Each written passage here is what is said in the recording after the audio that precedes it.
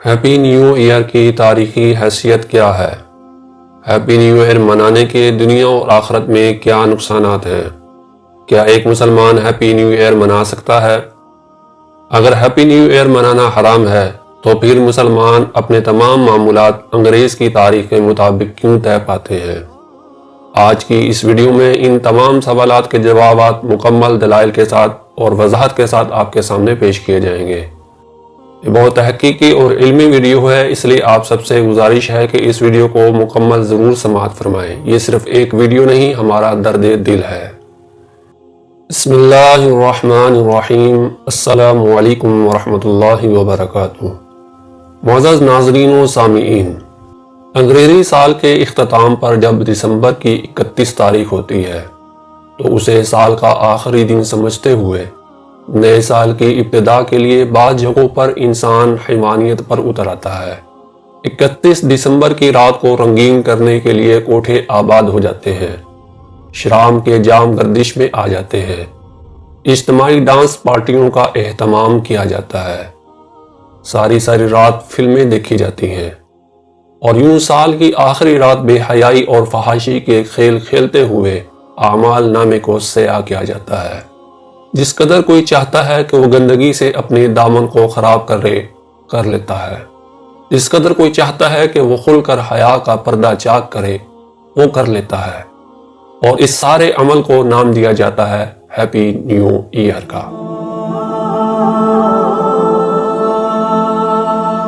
معزز ناظرین، اسلام میں نئے سال کی ابتدا پر یوں آزاد ہو جانے کی کوئی اجازت نہیں ہے، اور المیہ یہ ہے کہ آج ہم پر مغربی ثقافت کا ایسا رنگ چھایا ہے کہ ہم بھول ہی گئے کہ اسلامی سال کی ابتدا محرم کے مہینے سے ہوتی ہے اور اختتام ذوالحجہ کے مہینے پر ہوتا ہے۔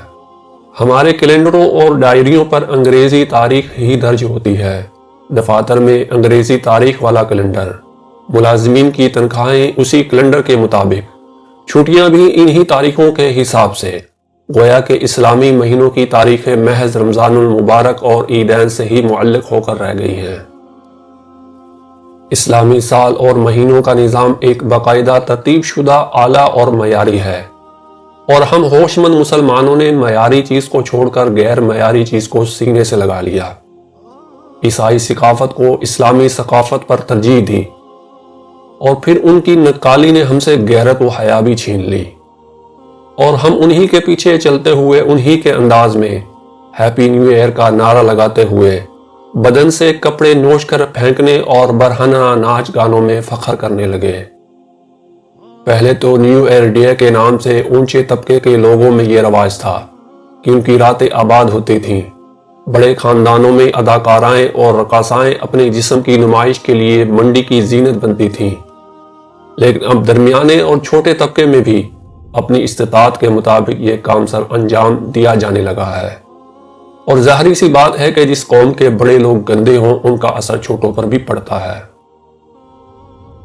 ایسے لوگوں کی خدمت میں ہم گزارش کرتے ہیں کہ یاد رکھیے کہ یہ خالص مغربی تہوار ہے، اور اس دن کے منانے کی مثال ایسے ہی ہے جیسے کہ کسی نے کہا تھا، تمہاری تہذیب اپنے ہی خنجر سے خودکشی کرے گی، تمہاری تہذیب اپنے ہی خنجر سے خودکشی کرے گی، شاخ نازک پہ جو آشیانہ بنے گا ناپائیدار ہوگا۔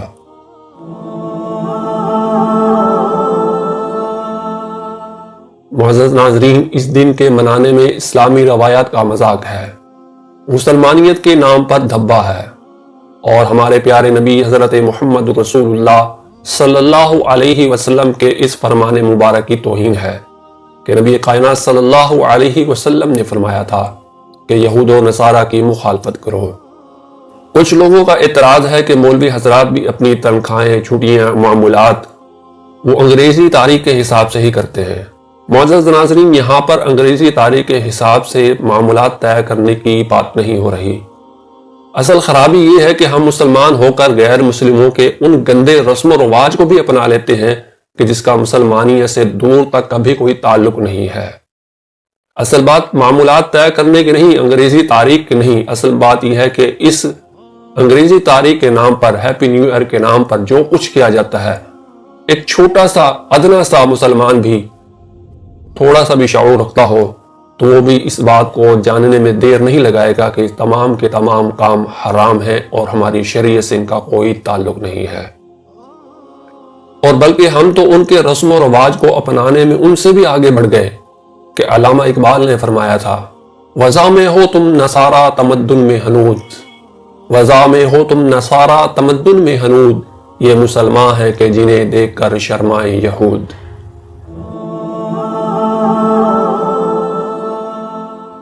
تاریخ میں نئے سال کا استقبال مختلف تاریخوں میں ہوتا رہا۔ برطانیہ اور امریکی علاقوں میں 1752 میں اس کیلنڈر کو اختیار کیا گیا، جس کی ابتدا جنوبی ایشیا سے ہوتی تھی۔ چنانچہ جنوری کے پہلے دن کو نئے سال کے طور پر منایا جانے لگا۔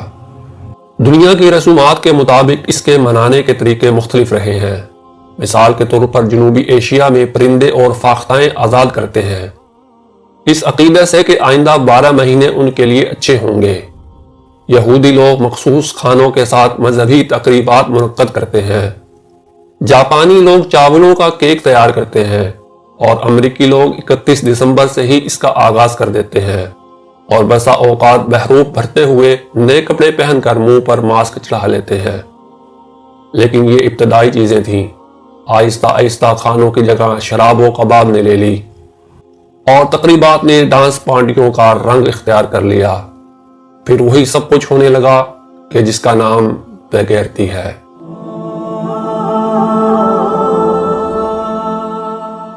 اور آج کل نیو ایئر منانے کی ترقی یافتہ شکل یہ ہے کہ راتوں کو عصمتوں کے آبگینے چکنا چور کیے جائیں، لاکھوں روپے رقص کرنے والی عورتوں اور آبرو فاختہ عورتوں پر لٹائے جائیں، غیر ملکی شراب کے گھونٹ حلق سے اتارتے ہوئے بےہودہ گوئی کی جائے، آتش بازی کے ذریعے عوام کو تنگ کیا جائے۔ اور افسوس اس بات پر ہے کہ اس قدر جوش و خروش سے یہ تہوار تو وہ بھی نہیں مناتے کہ جنہوں نے اس رسم کو شروع کیا ہے۔ اور اس پر ظلم یہ کہ ہم نعرے لگاتے ہیں کہ محبت رسول صلی اللہ علیہ وسلم کے، اور بسا اوقات یہ کہتے ہوئے دوسرے کے گریبان کو بھی تھام لیتے ہیں کہ میں تجھ سے زیادہ محب رسول ہوں صلی اللہ علیہ وسلم۔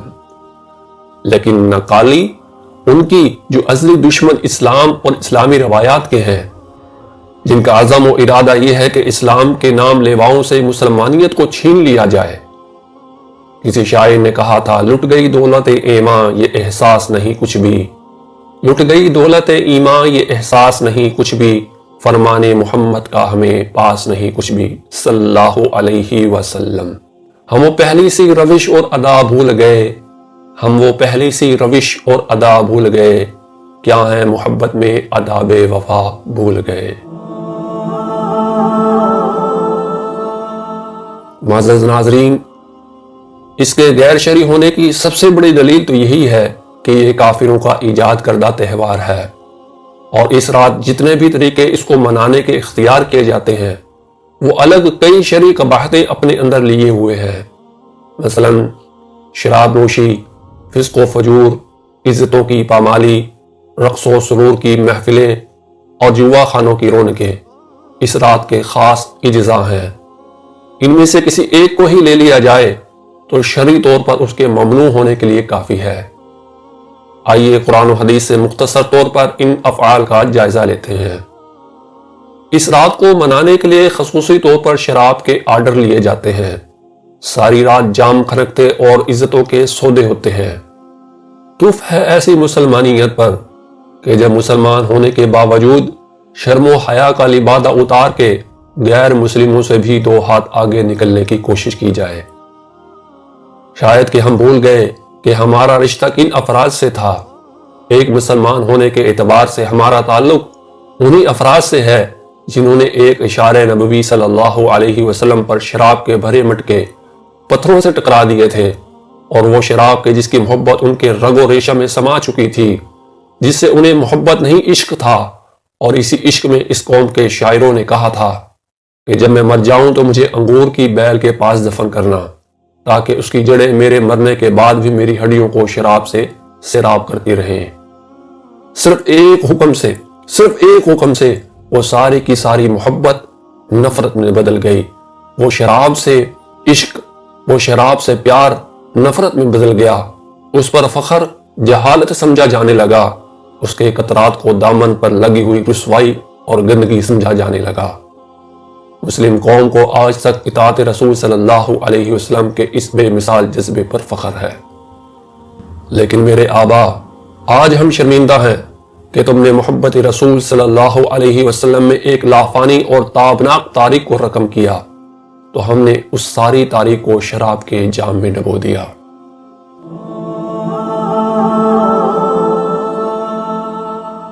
اللہ تعالیٰ قرآن مجید میں شراب کی ہلاکتوں کو یوں بیان فرماتے ہیں: اے ایمان والو، بلا شبہ شراب، جوا، بتوں کے چڑھاوے اور بدفعالی کے لیے تیر نکالنا گندے اور شیطانی کام ہے، لہٰذا تم ان سے پرہیز کرو۔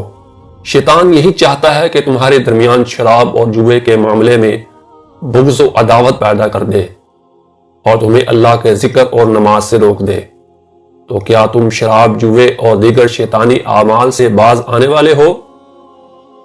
اس آیت مبارکہ میں شراب کو قیامت تک کے لیے شیطانی عمل اور گندگی کہہ کر حرام قرار دے دیا گیا ہے، اور شراب کے ساتھ جوے کو بھی شیطانی فعل قرار دیا اور فرمایا کہ شیطان تمہیں شراب اور جوے میں الجھا کر نماز اور ذکر الہی سے روکنا چاہتا ہے، اور اس کے ذریعے تمہارے درمیان بغض و عداوت ڈال کر تمہیں لڑوانا چاہتا ہے۔ اور ایک مسلمان کا یقین ہے کہ فرمان الہی کبھی جھوٹا نہیں ہو سکتا، اور یہ مشاہداتی بات ہے کہ شراب اور جوا میں پڑنے والے لوگ نماز، روزہ اور ذکر الہی سے ہاتھ دھو بیٹھتے ہیں، ان میں ہمیشہ عداوت، دشمنی، غصہ بھرا رہتا ہے۔ شراب کے نشے میں آدمی دوسروں کی عزت پر حملہ کر بیٹھتا ہے۔ ایسے لوگوں کی دنیا تو برباد ہوتی ہی ہے، ساتھ میں نماز اور ذکر الہی سے غفلت ان کی آخرت کو بھی برباد کر دیتی ہے۔ 31 دسمبر کی رات جہاں مجرے بازی پر نوٹ لٹائے جاتے اور شراب کے جام چڑھائے جاتے ہیں، وہاں فحاشی و بدکاری بھی اپنے عروج پر ہوتی ہے۔ اونٹوں کی رونقیں آباد ہوتی ہیں، ایک اندھی خوشی میں مست درندوں کے روپ میں عصمتوں کے آبگینے چکنا چور کیے جاتے ہیں، اور اس پر ظلم یہ کہ خود کو مسلمان بھی کہلوایا جاتا ہے۔ ایسے نام نہاد مسلمان کو زناکاری اور بدکاری پر اسلامی لٹریچر کا مطالعہ کرنا چاہیے کہ اسلام میں یہ کس قدر گندا اور مذموم فعل ہے۔ صحیح حدیث میں آتا ہے، حضرت ابو ہریرہ رضی اللہ تعالی بیان فرماتے ہیں، رسول اللہ صلی اللہ علیہ وسلم نے ارشاد فرمایا کہ جب کوئی شخص زنا کرتا ہے تو ایمان اس سے نکل کر اس کے سر پر سائبان کی طرح رہتا ہے، جب وہ زنا سے رک جاتا ہے تو ایمان اس کے پاس واپس آ جاتا ہے۔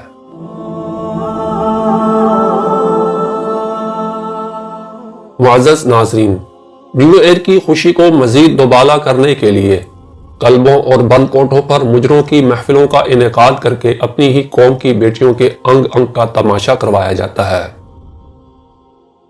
کیا اس طرح زاویے بنتی عورت کے جسم پر اپنی بے باک نظریں ڈالنا گناہ نہیں ہے؟ حضرت ابو ہریرہ رضی اللہ تعالی بیان فرماتے ہیں، نبی کائنات صلی اللہ علیہ وسلم نے فرمایا کہ آنکھ کا زنا نظر بازی ہے، زبان کا زنا ناجائز گفتگو ہے، اور نفس اس کی تمنا اور خواہش کرتا ہے، اور پھر شرمگاہ اس کو سچا یا جھوٹا ثابت کرتی ہے۔ یعنی نبی کائنات صلی اللہ علیہ وسلم نے نظر کے غلط استعمال کو آنکھ کا زنا قرار دیا ہے۔ اور ناظرین، مجروں میں یہ بات تو پکی ہے کہ نظر کا زنا سر عام ہوتا ہے، اور ناچتی گاتی قوم کی بیٹی کو کئی رنگوں میں دیکھا جاتا ہے۔ بقول شاعر، اپنی اپنی خواہش کے عکس میں دیکھا گیا، اپنی اپنی خواہشوں کے عکس میں دیکھا گیا، ایک لڑکی کو یہاں کس کس طرح سے سوچا گیا۔ سال کا اختتام کھلے عام بے حیائی، فحاشی اور بے حمیتی سے کرنا کہ اللہ کے غضب کو دعوت دینے والی بات نہیں ہے؟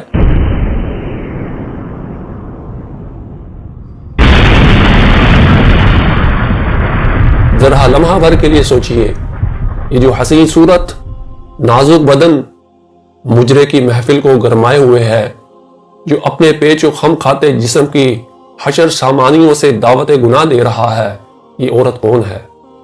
کون ہے یہ عورت؟ کیا اس کا تعلق مسلمان قوم سے نہیں؟ کیا اس نے مسلمان گھرانے میں جنم نہیں لیا؟ پھر اس قدر بے حس اور مردہ ضمیر کیوں ہو گئی؟ خون کے آنسو رلانے والی بات یہ ہے کہ مسلمان قوم کے نوجوان جو ملت کے مقدر کا ستارہ اور اس کے ماتھے کا جھومر ہیں، جو کل کے معمار اور ذمہ داری سنبھالنے والے ہیں، وہ اپنا رشتہ قرآن اور مسجد سے توڑ کر شباب و شراب سے جوڑ چکے ہیں۔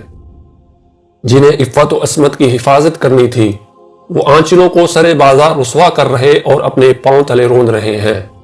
جنہیں بامقصد زندگی گزارتے ہوئے قوم کو بلندیوں کی جانب لے جانا اور اس کی مانگ کو ستاروں سے بھرنا تھا، وہ غفلت کی چادر اوڑھے بازاروں میں ہاؤ ہو کے نعرے لگاتے اور بے خودی کے عالم میں رقص کرتے دکھائی دیتے ہیں۔ ضبط کرتا ہوں تو ہر زخم لہو دیتا ہے، ضبط کرتا ہوں تو ہر زخم لہو دیتا ہے، نالا کرتا ہوں تو اندیشہ رسوائی ہے۔